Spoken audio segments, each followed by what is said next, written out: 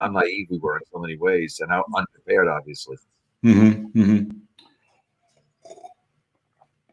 All right.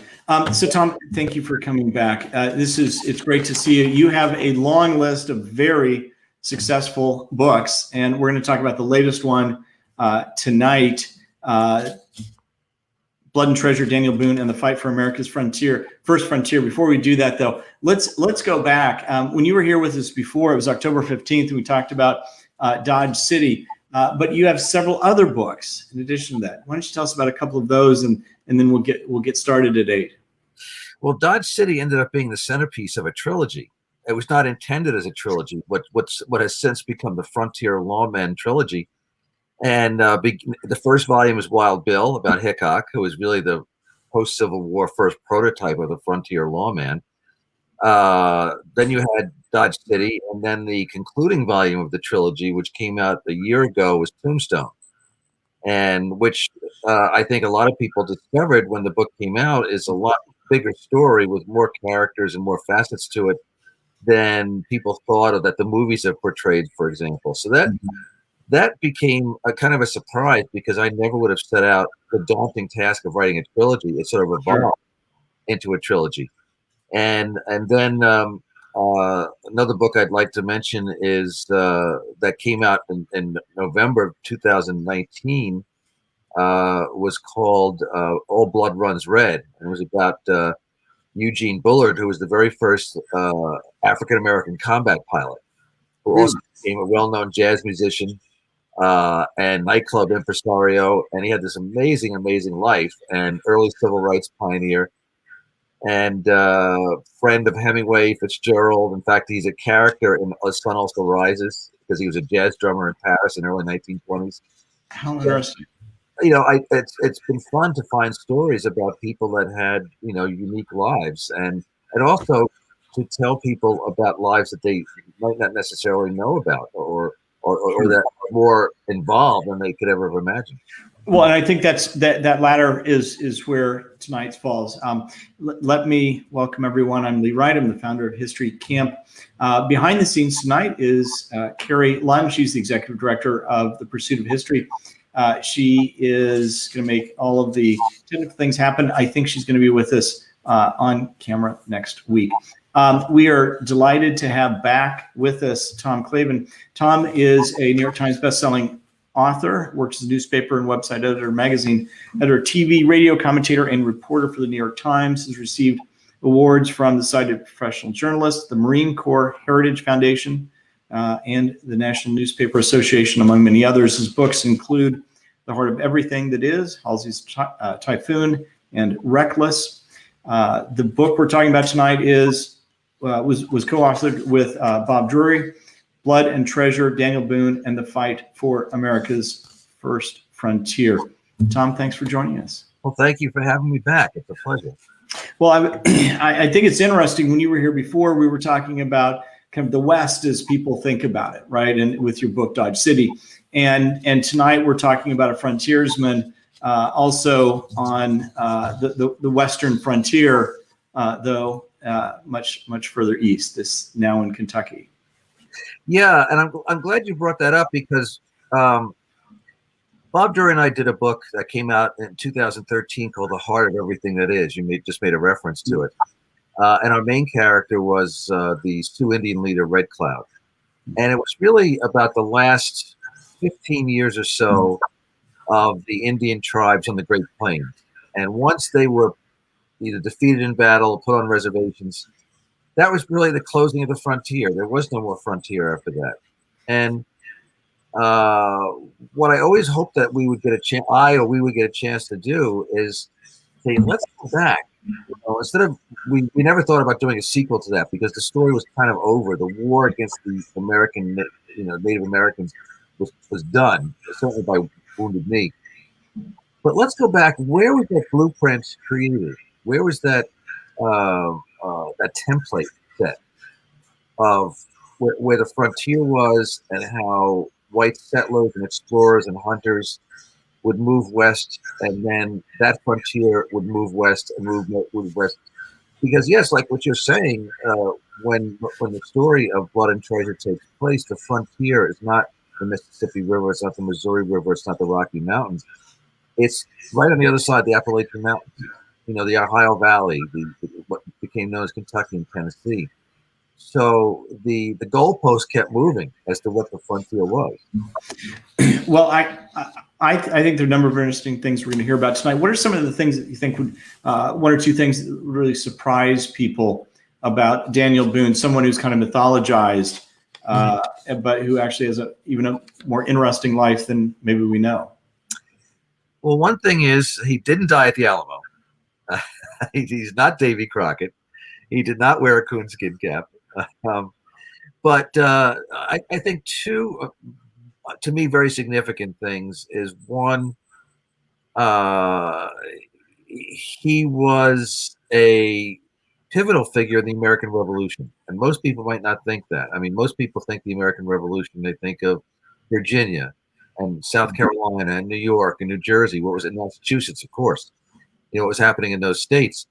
And overlooking that there was fighting going on the western frontier, because the British, who were headquartered in Detroit with their Indian allies, would have loved the idea of crossing through using the same means that the whites had come west, using those same means they had east, and attack Washington from behind, basically, and put Washington into a situation of a two-front war.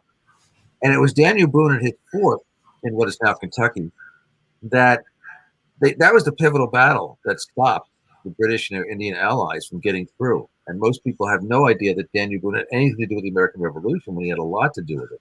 I mean, even in other events besides just that one. So I would certainly point to that as something very surprising about Daniel Boone. And if I can mention one other thing, Daniel Boone was a man of his time, and that he was mostly, his prime years were, let's say, 1750s, 60s, and 70s. But he was a man out of his time, in that he had a great regard for the Indians, a great respect for them, friendships with them. He was even adopted by a Shawnee couple for a few months. And he never condescended to them and thought of them as savages or subhuman, which was the prevailing viewpoint among many people of his time. And even somebody supposedly as enlightened as Thomas Jefferson said, really the best thing to do is exterminate them, get them out of the way, so we could keep moving west and have all the land to ourselves. So that was very surprising to me, and very delightfully surprising, because once we reached the idea, which was not at the early part of the book, that Daniel Boone was going to be our guide to the story. Yes, we wanted somebody who was representative of his time in that way, but we didn't want to spend 400 pages with somebody who was you don't like. Right. I think that's one of his likable aspects. He had a great regard and respect and admiration for Indians, and adopted a lot of their ways. My sense is that men who lived on the frontier, who Daniel Boone in this case, a long hunter, we'll probably get into that, knew how challenging it was, right, to go out weeks, months at a time, and saw other men and women living without all of those Western comforts and so forth. And I think it's one gets a sense it's a very different relationship, right? Than the time that he was a child, he encountered his family. The Boone family always lived on the edge of the frontier. They were a very restless family. They always wanted to see what was on the other side of the mountain. And so from the time that Boone was a child, he was exposed to Indians, some of whom were visitors in their home for meals and for just visits. And he learned early on he saw how they carried themselves, how they dressed. He learned survival skills from them, and that impressed him a great deal, because there was no place that he was more comfortable than in the forest, than in the woodlands. And there was no greater skill than survival. Yeah. And that the Indians had perfected so many of these survival skills, and that nothing went to waste. When they killed the buffalo, and there were buffalo in the Ohio Valley and in what's now Kentucky and Tennessee back then, when they killed a buffalo, they used the entire animal, as opposed to people who were just killing buffalo for their tongues or their skins or something like that. So, so a big part of our book is Boone's relationship with Native Americans. Well, why don't we go back to the beginning and kind of get us into the Revolutionary War? Boone, born when, where, and his parents, I believe, were Quakers. Is that right? Yes, his parents were Quakers. Boone was born in 1734 in Pennsylvania. He's a Pennsylvania native. But when he was a child, his family moved to the edge of the frontier in North Carolina. And mostly he grew up and learned hunting in North Carolina. And his father, Squire was his name, was a Quaker until he had two of his children marry outside the Quaker faith. And when they went to excommunicate his children, he said, "I'll beat you to it. We're out of here." So he and his family left the Quaker faith. So Boone did not have a lifelong exposure to being a Quaker, although there were parts of it that he remembered. His family kept moving. So Boone got his restlessness in his DNA and in his environment as he grew up, because it was always every few years, oh, let's find some more fertile farmland. Let's load everything up and go another 300 miles west. And it's probably the farmland's even better there, and usually it was. Yeah, it's just amazing to think about how difficult that is to do once, right? Mm-hmm. And then again and again. So how old was he when the revolution started, and what was his involvement there? Well, I'd like to mention that his first experience, really, that was kind of like pre-revolution, was during the French and Indian War. And in 1755, a British general named Braddock, he led an expedition. I think there was about close to 1,000 men. He led an expedition that cut its way through the forest, deep on its way to try and get to Fort Duquesne, or later known as Pittsburgh. And he was going to defeat the most boldest of the Indian tribes on his way. His second in command was a Virginia militia lieutenant colonel named George Washington, who was 23 years old. And serving under Washington as a teamster and a hunter was Daniel Boone, who was only a year younger than Washington. So his first experience as a military person in wartime setting was with George Washington in the Braddock's defeat is known because most of his command got wiped out. Both Washington and Boone barely escaped with their lives. But when the revolution broke out, Boone was in his he's 40, I think, or close to 40, and he was already rather a legendary figure on the frontier. So when they built a fort in what is now Kentucky, they called it Boonesboro because he was the top gun, literally, and he was the best hunter, he was the best sharpshooter, he was the best everything. And the pivotal point about Boonesboro is that there were other forts built. One by one, they were either abandoned or taken over by the British-led Indian forces until basically Boonesboro remained. And it was Boonesboro stood between the British and Indian army and coming through the back door behind George Washington. And the Siege of Boonesboro is a very significant part of the book, because which most people have never even heard of, a wager. And it was a pivotal battle, because if it had fallen and Boone had died, a double whammy. You lose one of your most famous figures, and the fort falls, and the door is open. We might have had a different outcome to the American Revolution. Well, Tom, so I'm one of those people who had not heard of that either. Talk to us about it. Well, the preface to this is Boone. This took place in September of 1778. Was the Siege of Boonesboro. That February, Boone and several of his men had actually been kidnapped by Shawnee, and Boone was brought. First of all, they brought him all the way through the Ohio Valley to Detroit, where he met the lieutenant governor there, the British lieutenant governor, Henry Hamilton, who tried to ransom Boone from the Shawnee. And the Shawnee said, no, we'd rather have Boone. There is not enough money that you could give us that would make us give it. We've got Daniel Boone. So that's when he was, somewhat against his wishes, adopted into the tribe, and he became a Shawnee. And he was biding his time because he knew the Indians were threatening his fort and threatening to,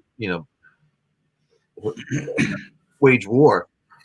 And when he heard that the Indians were mustering together a powerful army, That's when he made his escape, and there's this epic journey that he made first by horse until his horse died from exhaustion, and then on foot, like 160 miles through the woods, until amazingly he shows up right at the gates of Boonesboro and says, "Hey, it's me."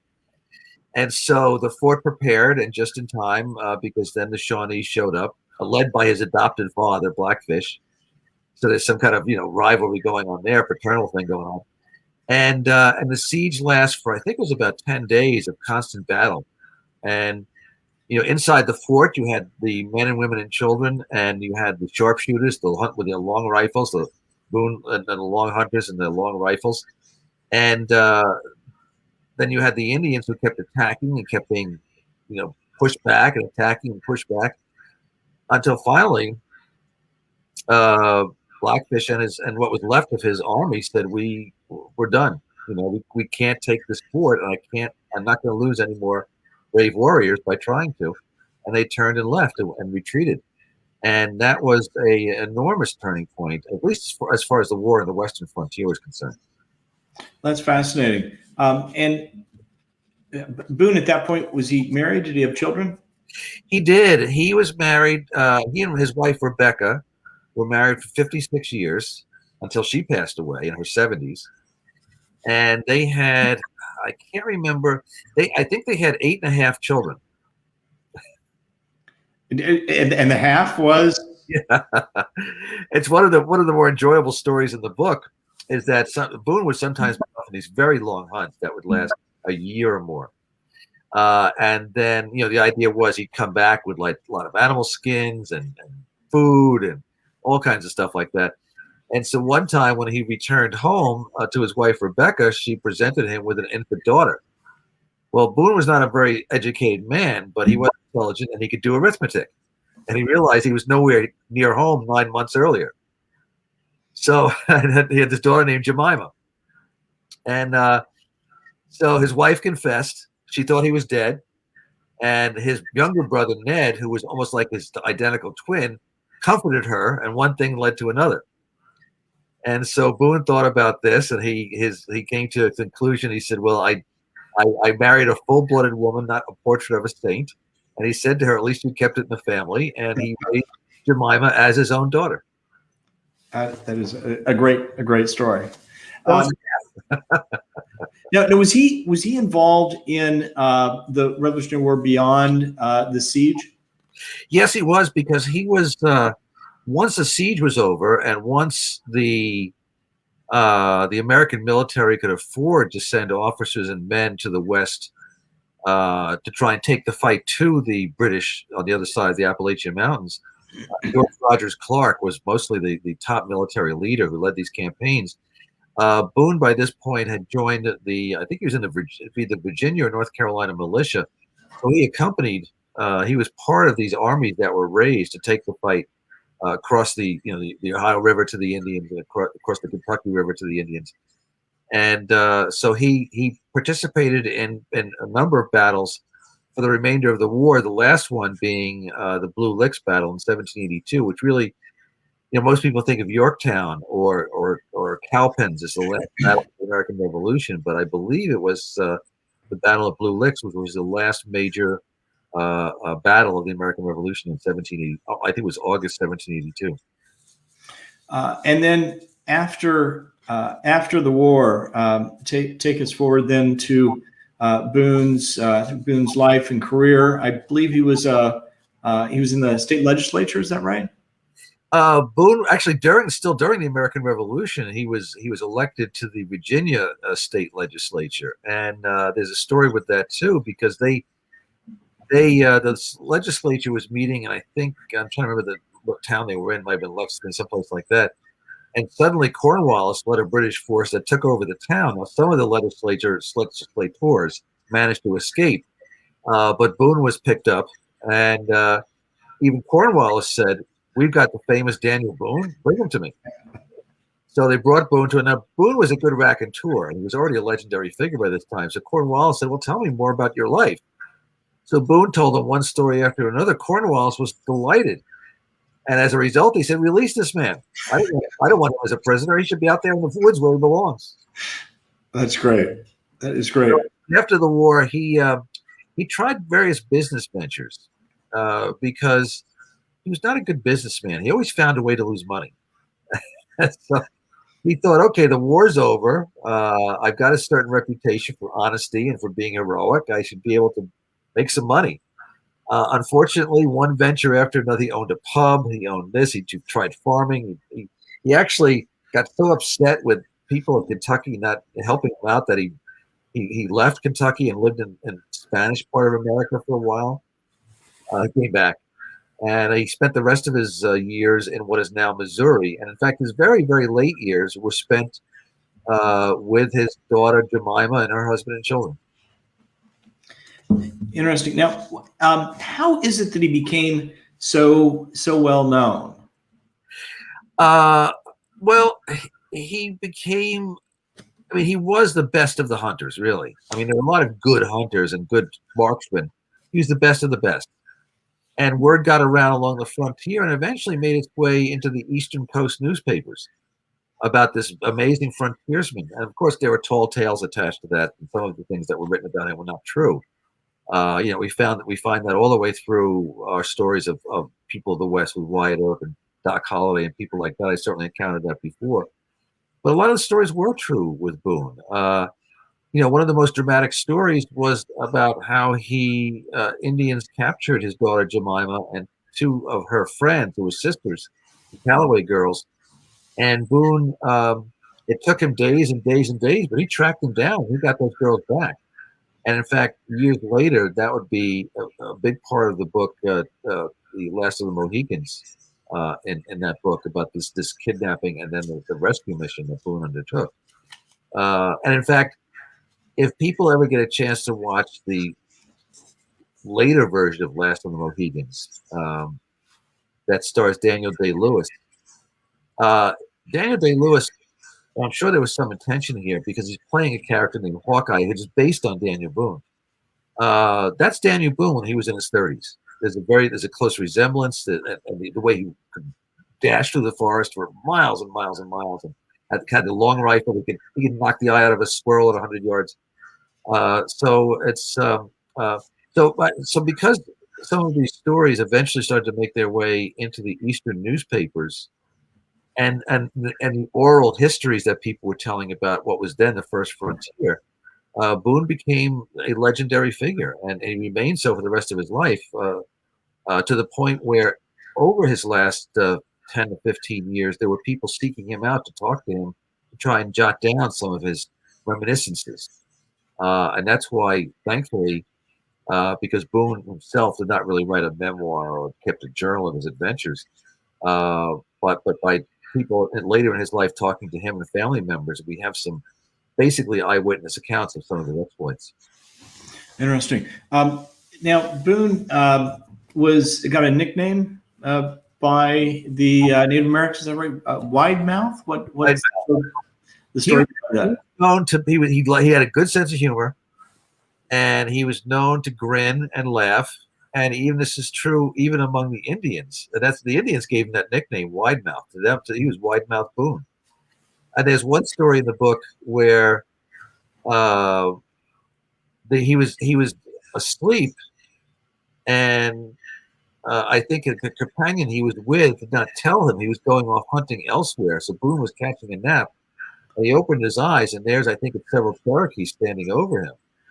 Now, he was obviously in a very dangerous situation. He was on Cherokee land. It wasn't like they snuck up on him on his property. And if he had tried to reach for his gun or in any way was hostile or angry or maybe even scared, they would just kill him.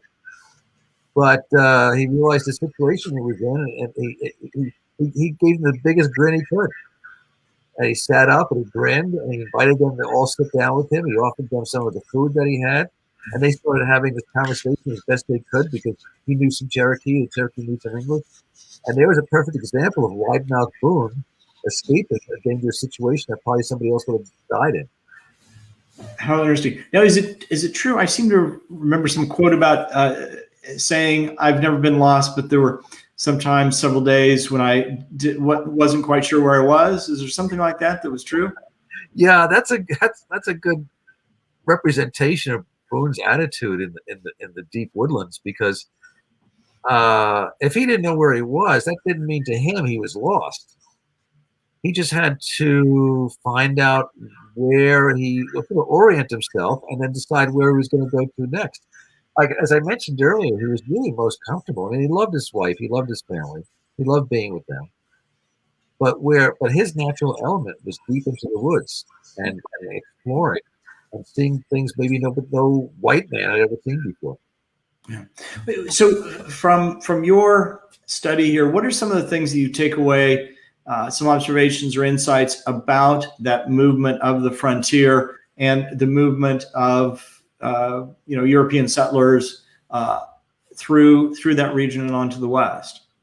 Yeah, I'm glad you asked that, because I mentioned earlier the heart of everything that is, and I don't want people who have read that book to think that Blood and Treasure is a prequel. That's not what we set out to do necessarily, but we wanted to tell a story that's heavily based in the Native American experience. I mean, we've mostly talked about Daniel Boone, but there are a lot of Native American characters in the book, from Tecumseh and Hanging Maw and Dragging Canoe and others that, as I mentioned, Blackfish and others.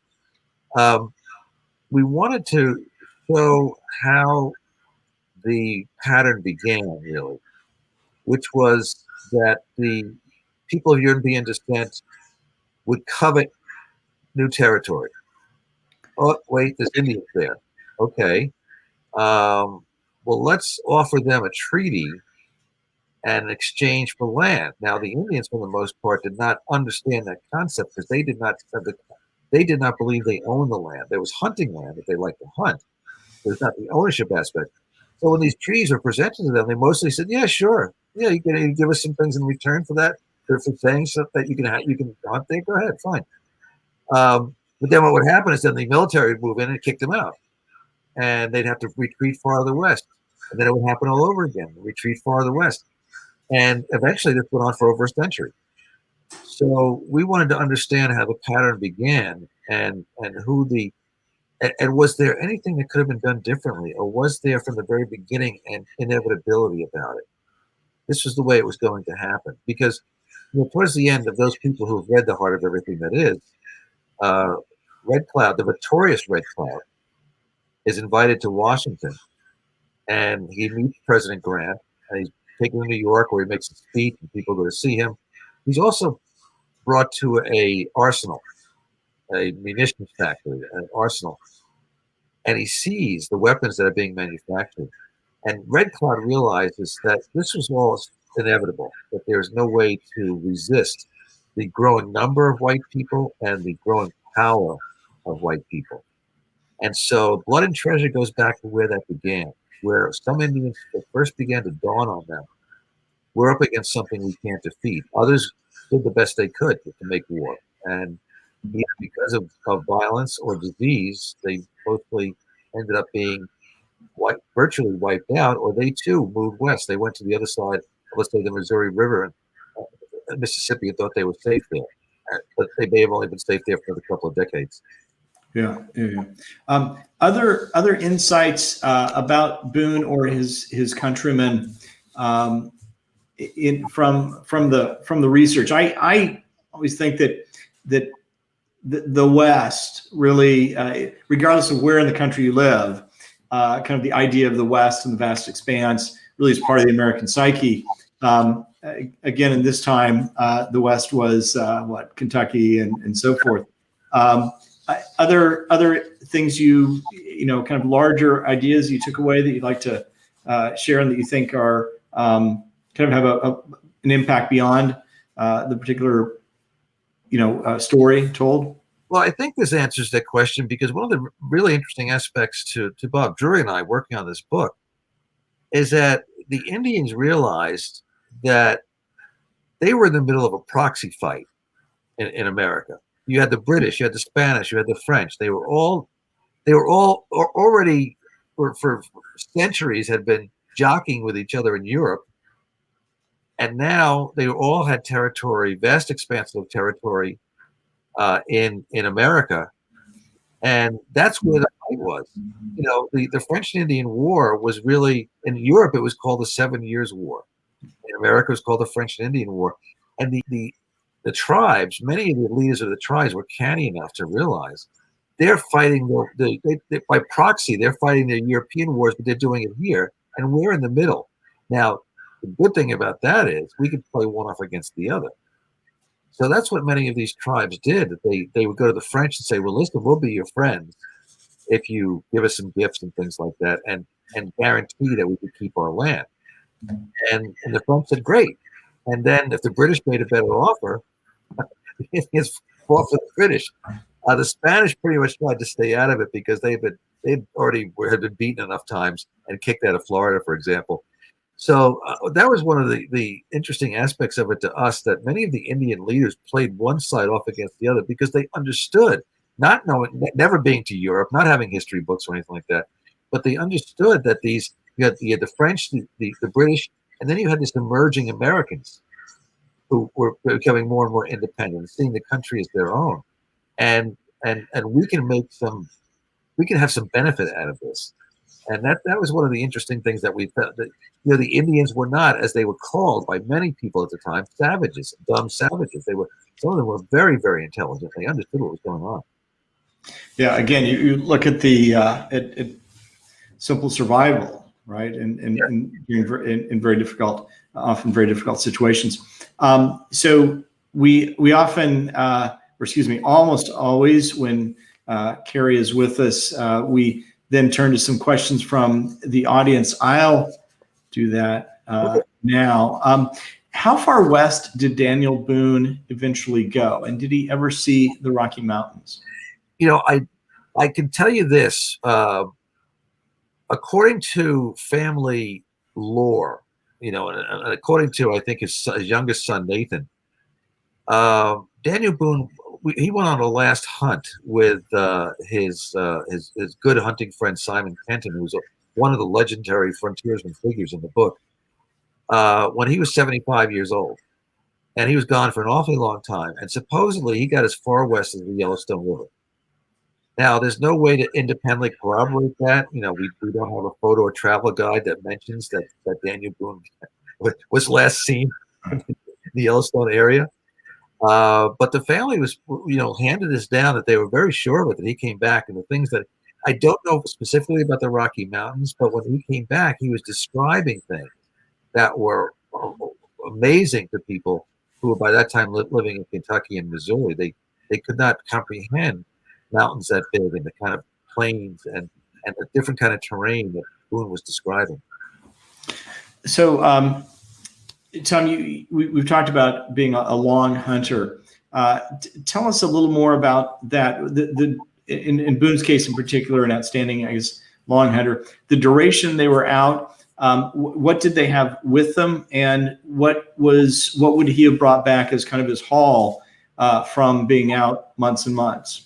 Well, the long hunter referred, excuse me, to the rifle that they carried. They carried these long barrel rifles, but more specifically, it was that the hunts that they went on were long ones. Of course, when Boone was with his family, there could be short trips because they were always living on the edge of the frontier, where usually there was plenty of game available.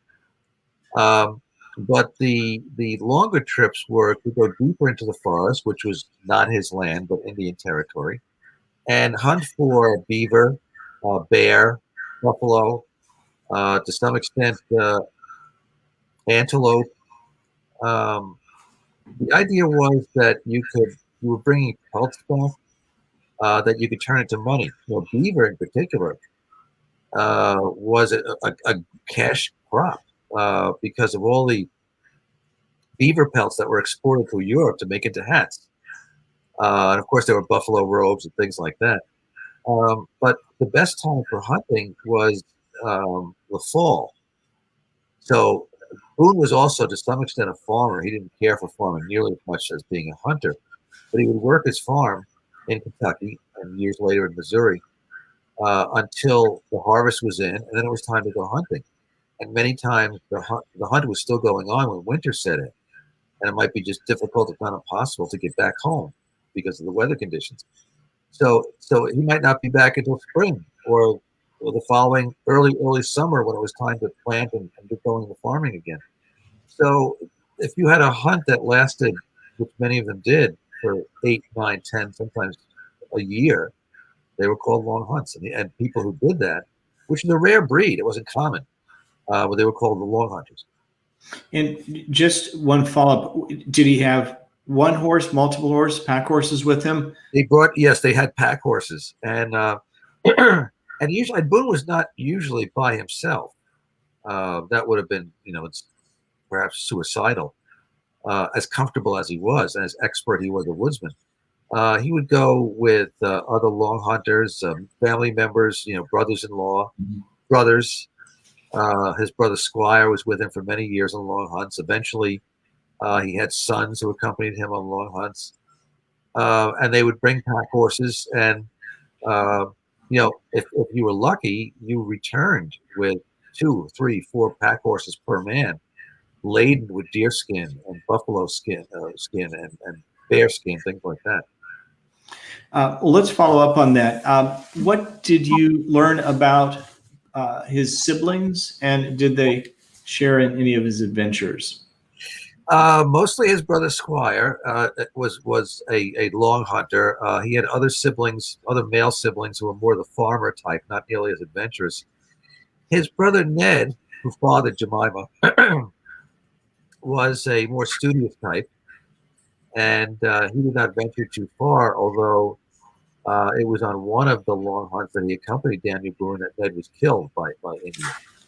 So when towards the end of the book, we have Boone expressing that, looking back on his life and how much blood and treasure it cost him, his adventures, and what he accumulated cost him blood and treasure. The blood and treasure part is also referring to not just goods and money and things like that and land. It's referring to the fact that he lost a brother and 2 sons in combat, in battle, basically. Tom, a question that I was interested in after our first, or as part of our first conversation, didn't get a chance to ask. Let me ask it tonight. So this is a book that you did with Bob Drury. You've done several books with him, including I believe Dodge City. Also, is that right? No, that's a solo one. Okay, sorry. We've done Lucky 666, Valley Forge, Falls Typhoon. You mentioned Last Stand of Fox Company about the Marine Corps in Virginia and Korea. So several. Tell us about how that working relationship came about, and how you divide up the work, who writes what, who researches what, and so forth. Well, Bob's not here, so I could take all the credit. I do all the work, and he just rides my tailcoats. But anyway, we decided when we did our first book together, Falls of Typhoon, we realized or determined very early on that you can't have 4 hands on the keyboard. So I have a book coming out next spring, which I did with a different co-author, in fact, in which we both wrote parts of the book and then blended them together, which was, to me, that's unusual. We thought we'd try it, see if it worked. But in the case of Bob and I, I'm the research person, and I do not all the research, but certainly the majority of it. I do the organizing. I do get it all set, basically prepare the meal, and then serve it to Bob, and Bob writes. And then every chunk that he gets finished with a chunk of it, it could be 30 pages, it could be 50 pages, comes back to me for editing. And that's basically the way we work. And we think that it's important to do it that way because, for the reader's sake, you don't want to confuse the reader by more than one voice in the narrative. That narrative has to be consistent and one voice that's speaking to the reader. So that's the way to do it. That's Bob doing the writing, and I'm doing basically the before part, a little bit of the middle, and the after part. That is fascinating. That is fascinating. Another question from our guests. In terms of Boone and the Revolutionary War, what events did he and his family experience that helped form his opinions, his desires to be free of England? Well, Boone was by nature a restless and independent sort of person. Uh, and he, I don't think initially he had any great need for America to be independent of Great Britain. I don't think he had any initially an animosity towards Great Britain. He was not affected by things like the tea tax and the other stamp tax and things like that. That had really no effect on Daniel Boone. It was more that on the western frontier, the British made alliances with the Indian tribes and persuaded them through gifts, for example, and promises that they ultimately did not keep, to attack the settlements. And so it was more a matter of we've got to defeat Britain is our enemy, and we've got to defeat our enemy rather than be killed by our enemy. The larger politics, I mean, he came to believe in the American Revolution, but the larger political question was not something that occupied him very much. It was more, we have to survive, and the British are trying to wipe us out. Got it. Got it. Well, Tom, this has been really interesting. We really appreciate your coming back. Let me talk to folks about what's next, but don't go. So there is a link to Tom's book in the chat, and you folks who are tuning in probably seen the rave reviews. Carrie's had a chance to read it. I haven't. She loved it. So check that out. If I can interject one thing. Yeah. If people look at these things, this Sunday it'll make its debut at number 8 on the New York Times bestseller list. Congratulations! Thank you. Congratulations. So that is great. So let me pass along your thanks to the James and Edith Spain Foundation for supporting the pursuit of history. To find out how you can join as a member or become a sponsor, you can go to thepursuitofhistory.org. Coming up, July 10th, we have History Camp America. This is the first time we've done a nationwide history camp, the first time we've done one online. History Camp, for people who aren't familiar with it, consists of all the best things about history, people who share your passion, presenting, discussions, tables, authors, and everything.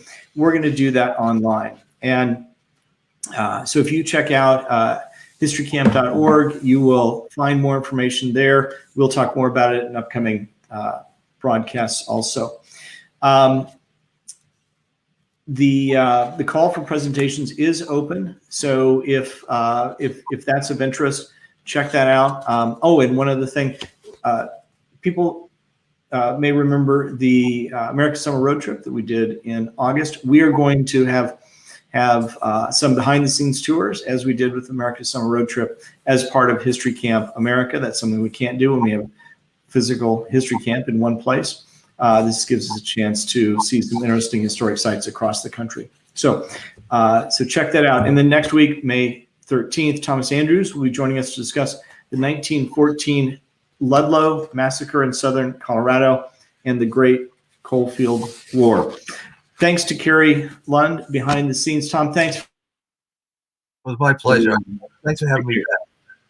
It was a lot of fun, and I love the questions, and I hope people who were watching found them interesting. Exactly, indeed.